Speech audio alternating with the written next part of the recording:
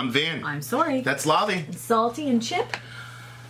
Check us out in the podcast world. Yeah. For those of you who are trying to figure out how to listen to us while doing other things and you don't want to multitask, podcasting is an option.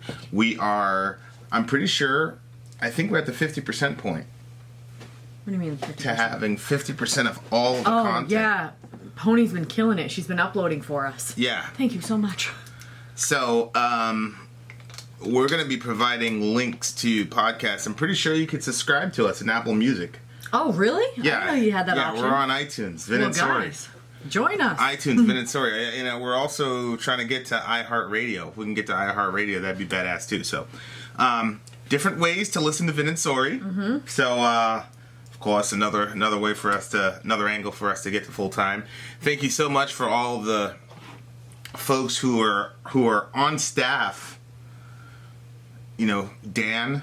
Mm-hmm. We say on staff, but on volunteer. Yeah, yeah. We're hoping that when we can do something for him, but yeah, volunteer. So Dan, appreciate it. The guy that got us the head interview And Lavi. C, I don't know if you want us to use your name and then the other person who was helping us build the podcast who we didn't clear this with, and we just said her name out to thousands of people. So thank you guys. She's fine with it. Thank you guys so much for the help. We definitely it's definitely clear that if we want to get to the next level that we would need help. Yeah. And people reached out to us. 'Cause yeah. I don't know if our incompetence was that obvious or clear. Is that or what? evident? Either way, thank you guys very, very much. Okay, Wherever I May Roam. This is actually like one of the few songs I actually liked on the Black Album. Oh, really? Yeah. You didn't do your usual Metallica sound. Metallica! I was like waiting for it. So I like trying to do it. There's like a behind the music thing, and like it was basically the story of the band and like Metallica, and they're trying to explain the fans and all that, and the fans kept saying Metallica. Oh, okay. Is that where you got it from? Why I do it? Did you notice on the Jumanji movie we watched with the kids, the kid was wearing a Metallica shirt at the end, yeah. At the beginning too. It looked like what's his face's son, Forrest Gump, Tom Hanks. Yeah, I thought so too. At the end when he was grown up. All right, let's go. All right. Wherever I May Roam, Metallica. Go.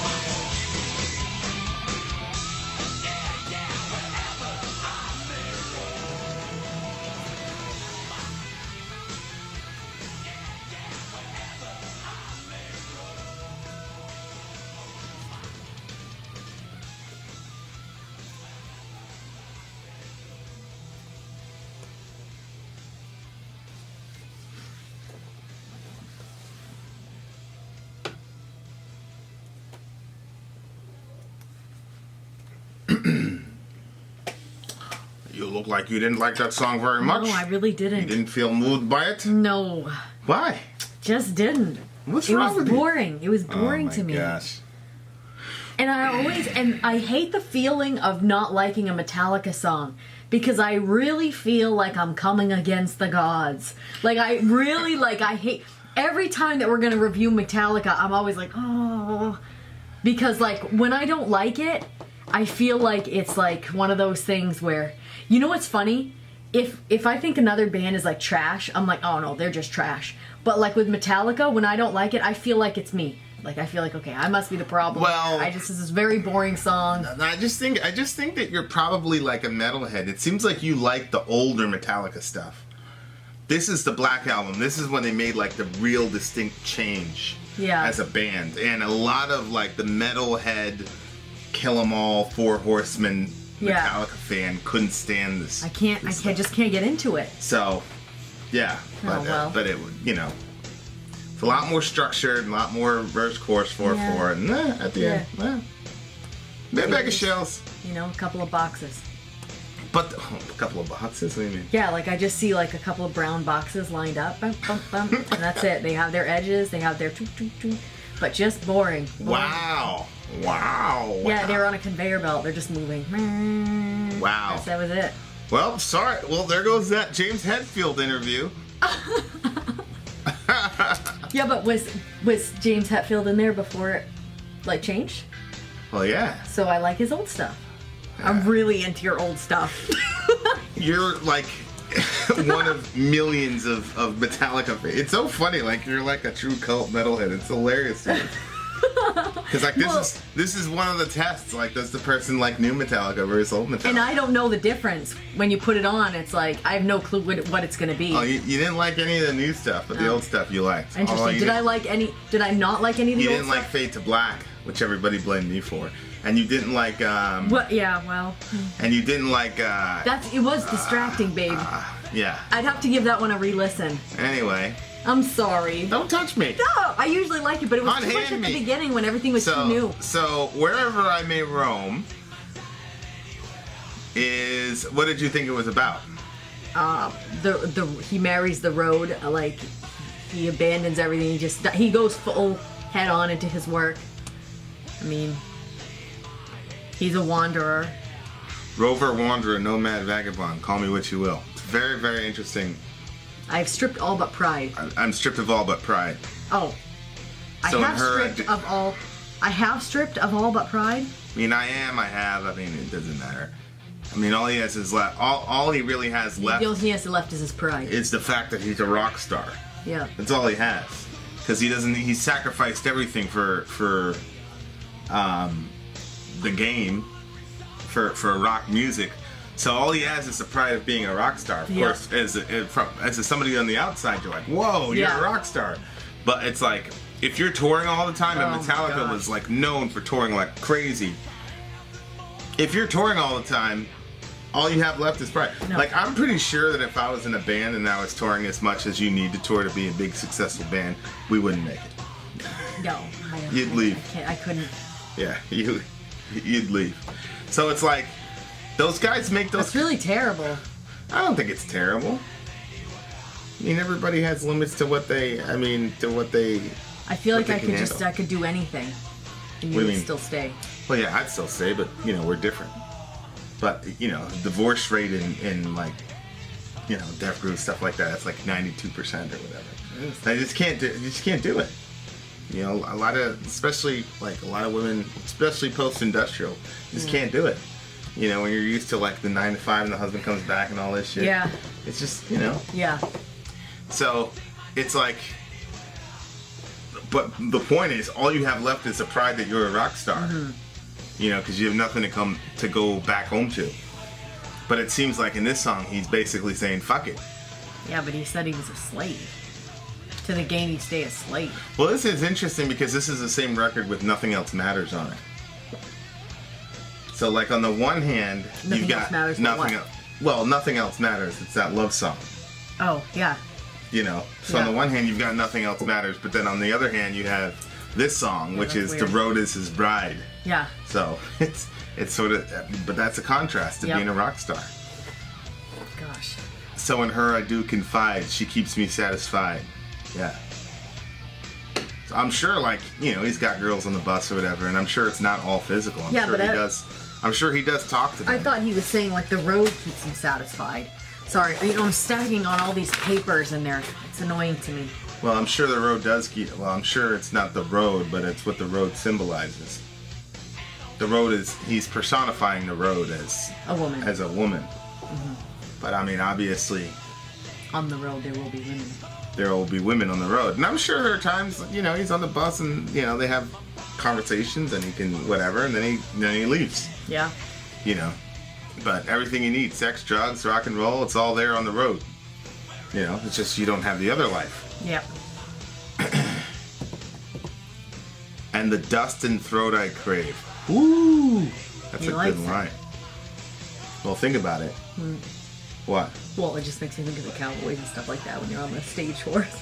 They're going and then the dust, it kicks up the dust and they're going, like, so it just made me think of that, like, he craves the dust being in his throat from, like, traveling. What, did I misunderstand it? Why are you looking at me like I'm some kind of space alien?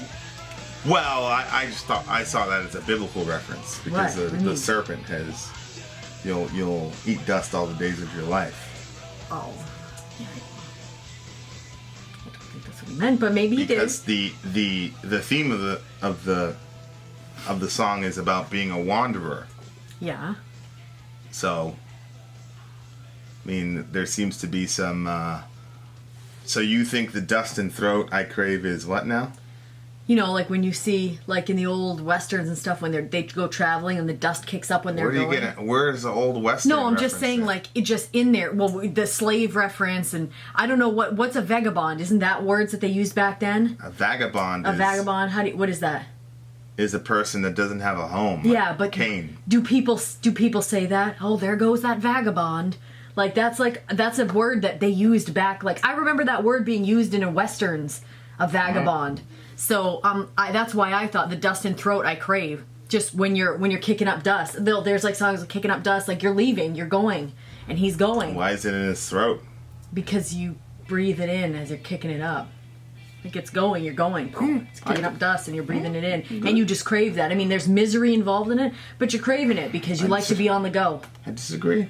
Okay. Well, you can think that he had this deeply biblical... He had a Christian... It's not very deep. Okay, what do you think it was? But I mean, he had a Christian upbringing. Well, now you're going to have to come in and let us interview you so you can settle this debate. The curse in the garden for the serpent was that he would eat dust all the days of his life. Yeah.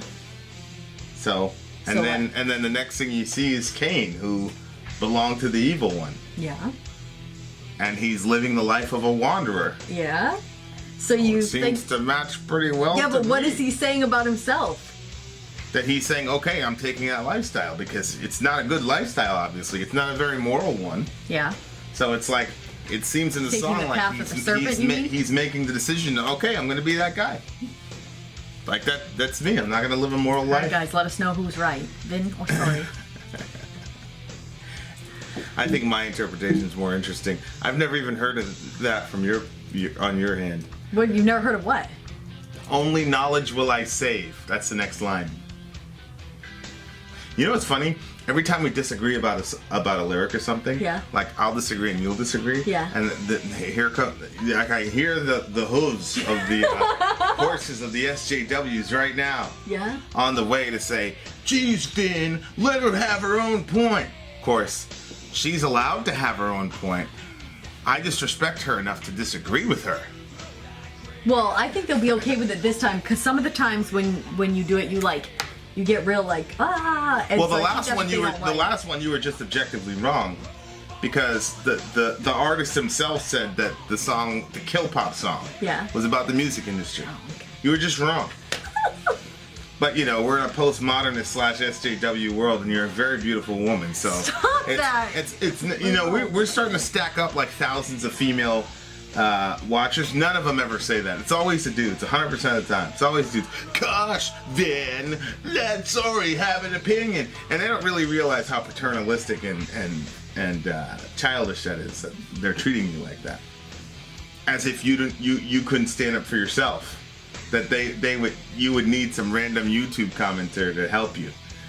That's a good point. It's like, okay. Yeah, I just think it fits very nicely. Only knowledge will I save, and what did the devil give them? Knowledge. So it just fits very nicely, and he had a Christian background.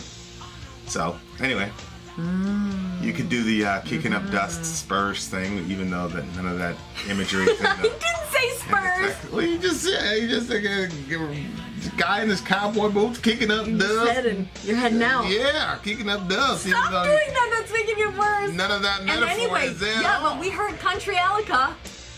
It's true. So. We did hear Countryalica. Stuck for a law. To the game you stay a slave. That's the only knowledge that he has at the end of it, is that he's a slave to the game. Jeez. It's true. You kind of become that if you don't figure out how to put meaning behind why you're doing what you're doing. Rover, wanderer, nomad, vagabond. You know what's interesting is that What? I found a biblical insight that I've never seen before through this song.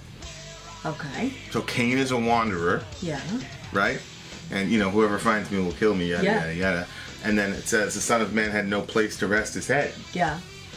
So Jesus was being like a Cain type figure. It's very interesting. That is interesting. Yeah. Yeah. He's the better Cain. He's the better big brother because he's a wanderer. Because he's going Except after all it's the other like- sons of Cain. But then God protected Cain from God. Right. God protected Cain, who was a murderer, from the death penalty, but he led Jesus into the death penalty, even though he'd never done anything wrong. Yeah. So, That's wild. there's all these little subliminals in the Bible, which is another reason I just think it's a divine book. You can read the book for years. I've had both of those lines in my head, Yeah. right? That one was a wanderer and then Jesus himself was a wanderer. Never connected them until Metallica. What can you say? Thanks. Thank you very much, Thanks Mr. for Hadfield. whoever suggested this song. I'm sure that you knew that was happening. Nomad, vagabond, call me what you will. I think I resonated with the song not because because I agree with you, musically it's not very moving. Yeah. It's not very interesting, but that's my life. That's how I grew up. Oh man, I don't know how all that movement you could do that.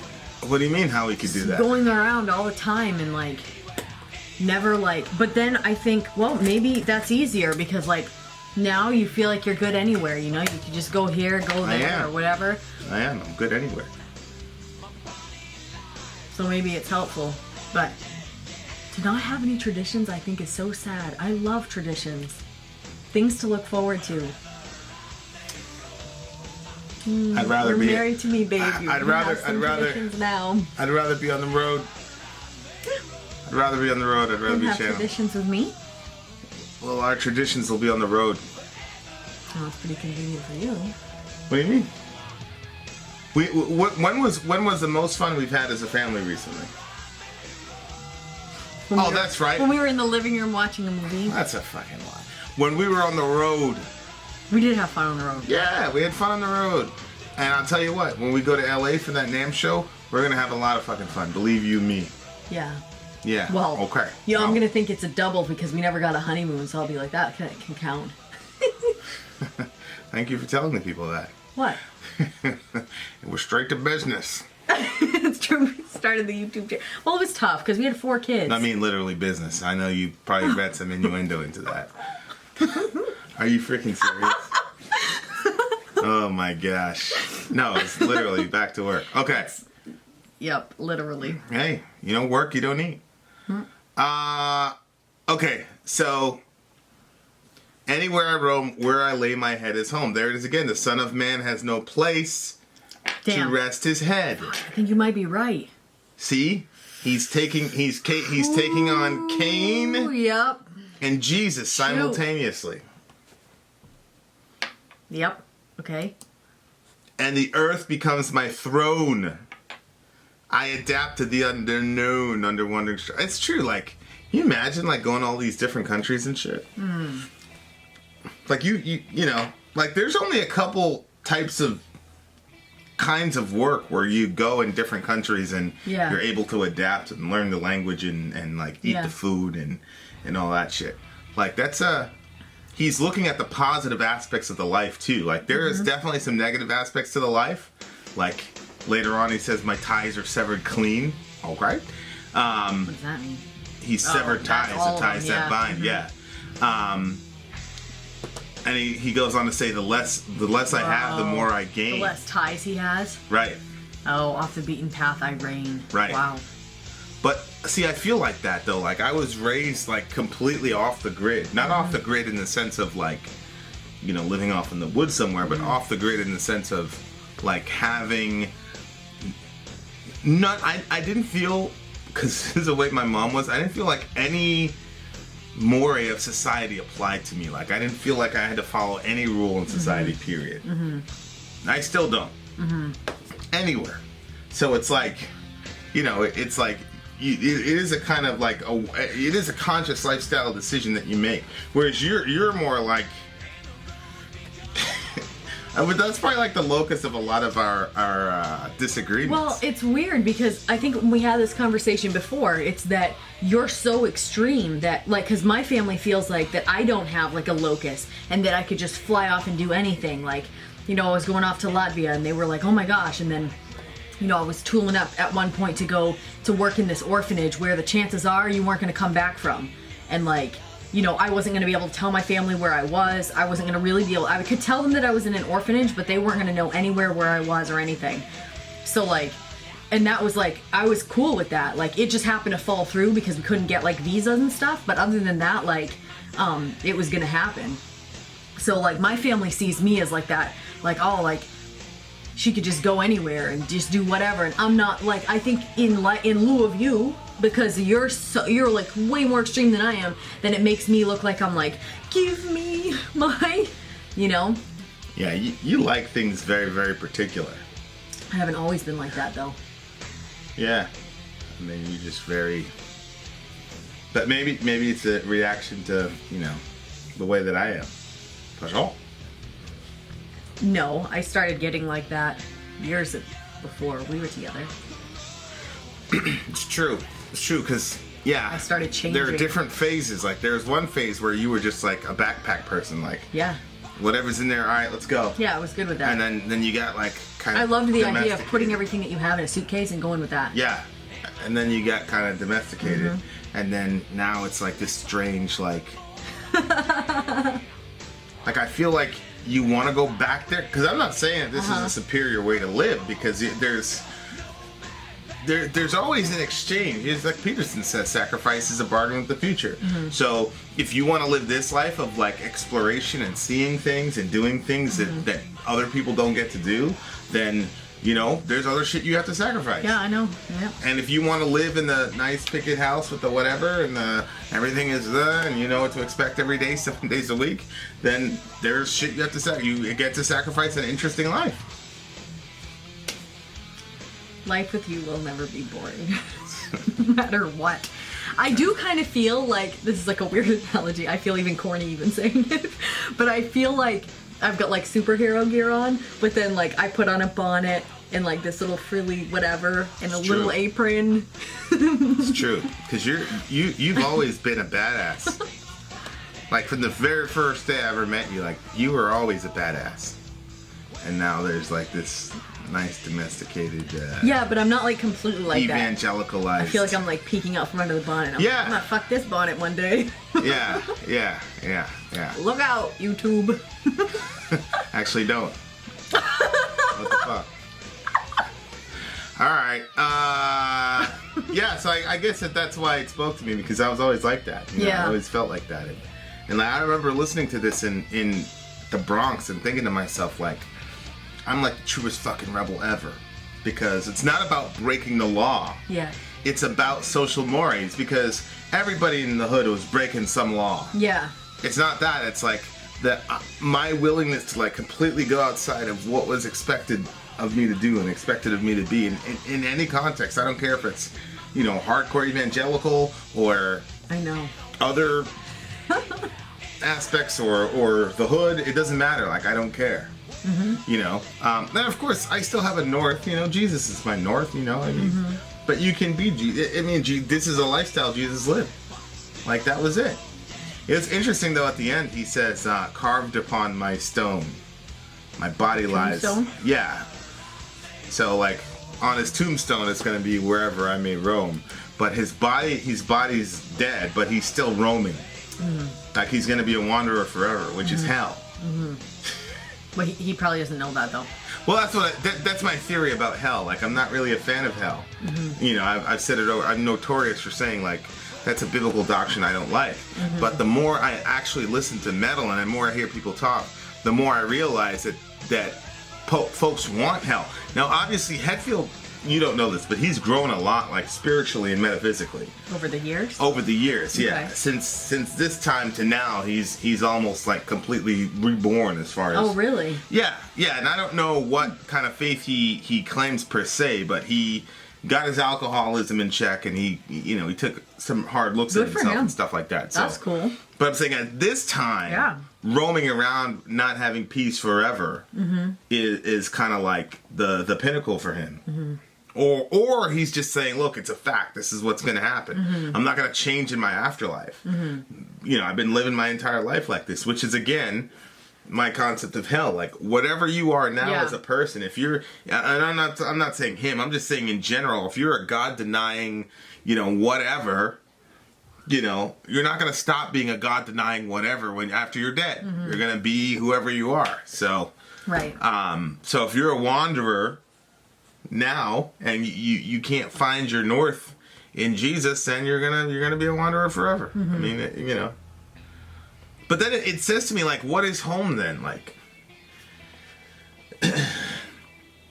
like, have you ever thought about that? Like, have you always thought that where you lived was your home, or no? Because to me, home has always been like relational, like people. You know, home was always where I could find like God. That's what it always was for me before. Really? You found God in your house? No. Home was where I could find God. So as long as I was like good with God, I was home. Yeah. And maybe I'm still like that. Maybe I'm still like traveling through this crazy relationship with God, and like maybe that's why I don't necessarily feel like that. It's hard to get out of certain ways of thinking and move on to new ideas. No. Like, it's not hard for me to have new ideas. No, for you, yeah. It's hard for me, though. Like, when... That's my problem. I can't keep track of my new ideas. Hey, wait a second. Yeah.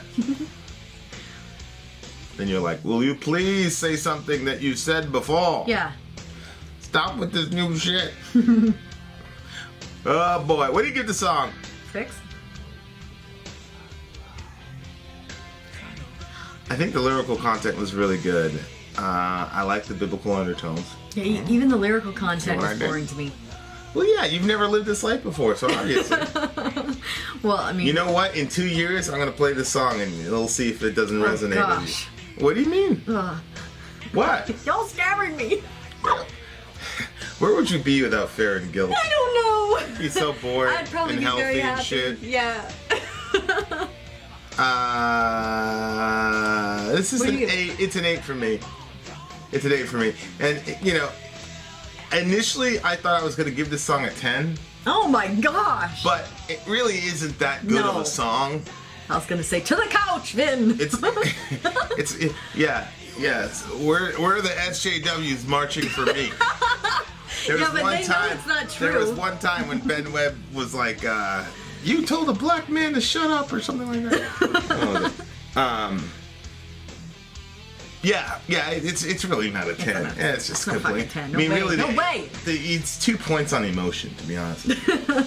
But on the other side, like lyrically, it's for people that have a very, very specific type of life. Yeah.